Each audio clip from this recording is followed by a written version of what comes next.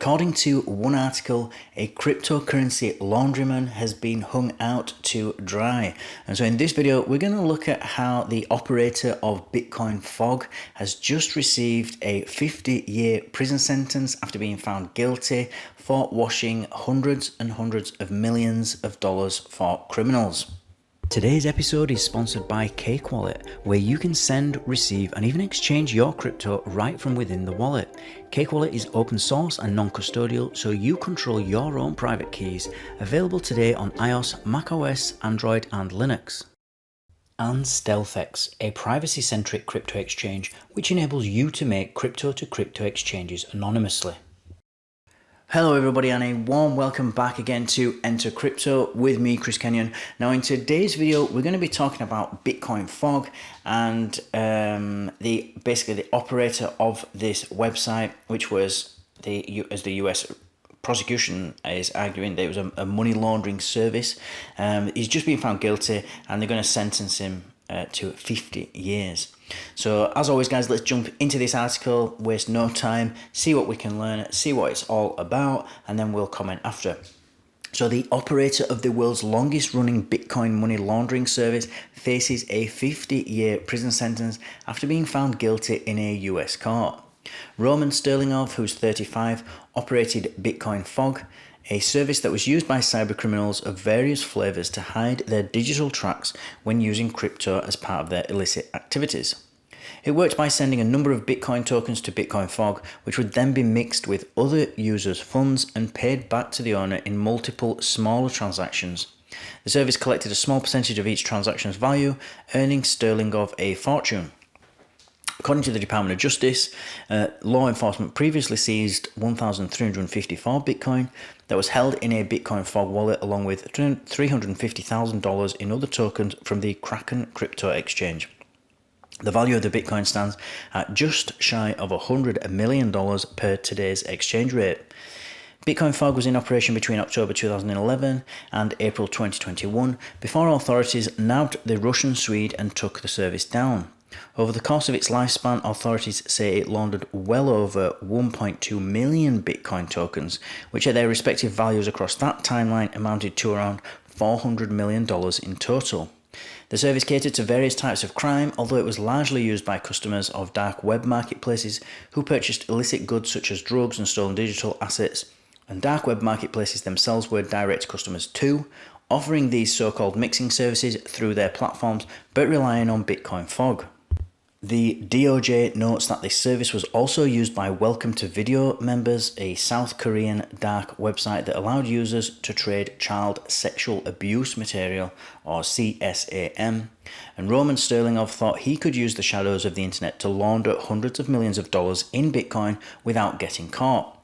But he was wrong, said Lisa Monaco, who's the Deputy Attorney General. Our team of agents, analysts and prosecutors were relentless in their pursuit of justice, painstakingly tracing Bitcoin through the blockchain to hold Sterlingov and his Bitcoin Fog enterprise to account, and today a jury returned guilty verdicts on all counts, showing that no matter where you operate, if your cryptocurrency service reaches the US, you must abide by US law.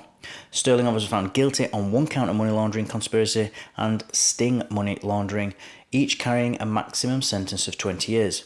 He also found guilty on one count each of operating on an unlicensed money transmitting business and violations of the DC Money Transmitters Act, each of which carry a maximum sentence of 5 years. Sterlingov is due to be sentenced on July the 15th.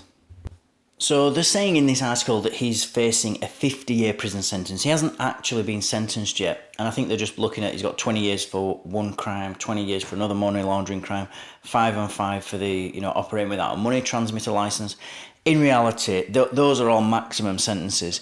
It's very unlikely that he's going to get the maximum sentence, especially if he's not been in trouble with the law, with the police before.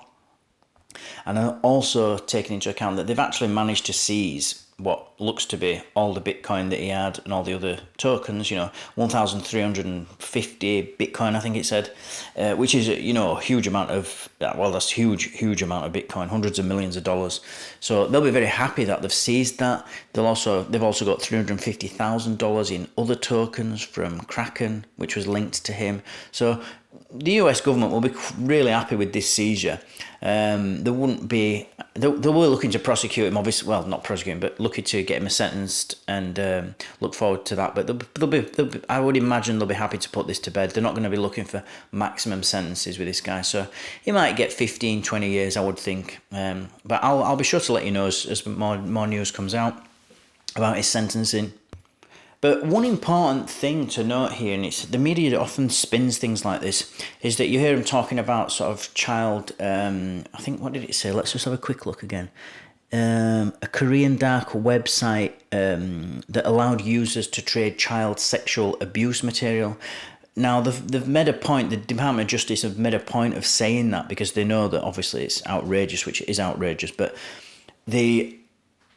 it'll have been used, this Bitcoin fog. Well, I've never personally used it, but it will have been used by all kinds of individuals, not just people interested in, child sexual abuse material. It'll have been used by money launderers, as they've also said. It'll have been used by just, petty criminals, organised crime. It'll have been used by people who are just interested in the technology of Bitcoin mixers that want to see how it works. They've sent some of their own money, see how it works, see how it receives. There's all, this is a technology as well, remember. And so this guy that's created this website called Bitcoin Fog and this application, obviously the US government think he's responsible for all this, but he's not actually the one that has done any of the laundering. He hasn't done any of the, he's not associated with any of the gangs that might have used it or any of the crimes associated with using it. He's kind of created the technology for people to use, and then the criminals have used it. So it's real. Sometimes I think it's so unfair sometimes for him because it is a technology, and it is really interesting. Mixers, Bitcoin mixers are really interesting, and it's one of the reasons why I love Monero. It's because technologically it's just such a cool advancement in cryptography and in the internet of value and money and finance. It's just so cool, and it just gets demonized too much by. Criminals do use it. Nobody's saying that criminals are not using it. Nobody's saying that it's not linked to these child sexual abuse material or that it's not linked to money laundering. We know it is, but it's just that. It's no more so than the US dollar. The US dollar is as well.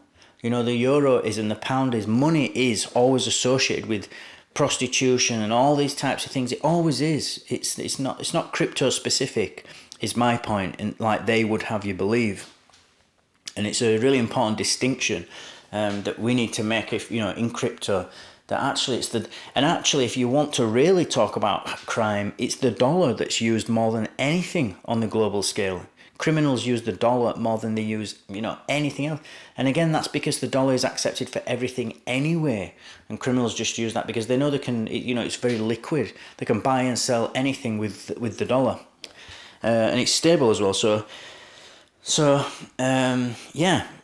important distinction there, and it's important to think about, going forward. So that's the article I've got for you today, guys. As always, thank you for watching, thank you for listening. Let me know your thoughts in the comments below. I read every single comment, I try to react to every single one, and I'll see you all tomorrow evening. Take care.